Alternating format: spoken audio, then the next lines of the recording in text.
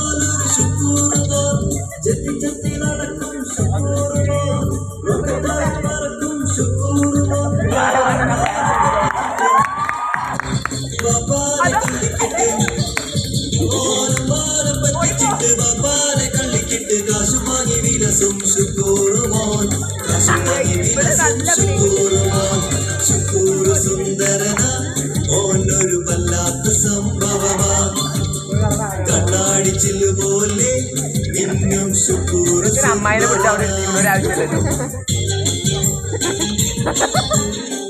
അതാ കയ്യൊക്കെ പിടിക്കണം. കൈ വിട്ട് പോയാ കൈ വിട്ടു. ഓക്കെ അല്ലേ?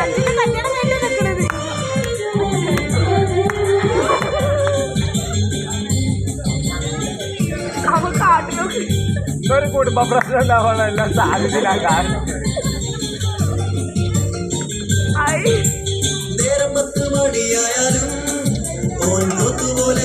ഞാനെന്റെ സാറ് തട്ടിയൊന്നു വിളിച്ചാലോ ചരിഞ്ഞൊന്നു കിടന്നുറങ്ങും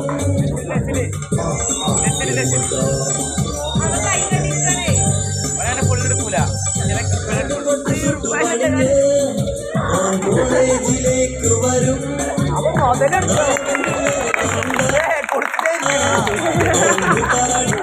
ഒരു 20 കൊടുത്തിട്ടുണ്ടാവും. ഞാൻ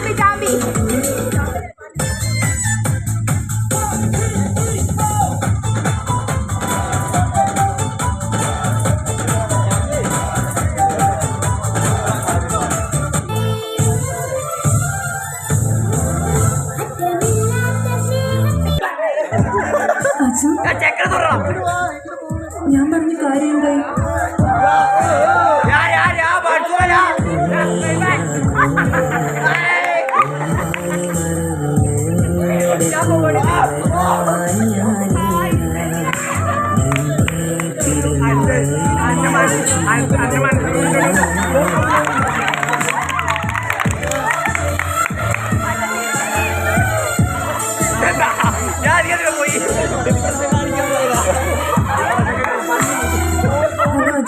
എനിക്ക് നിന്ന്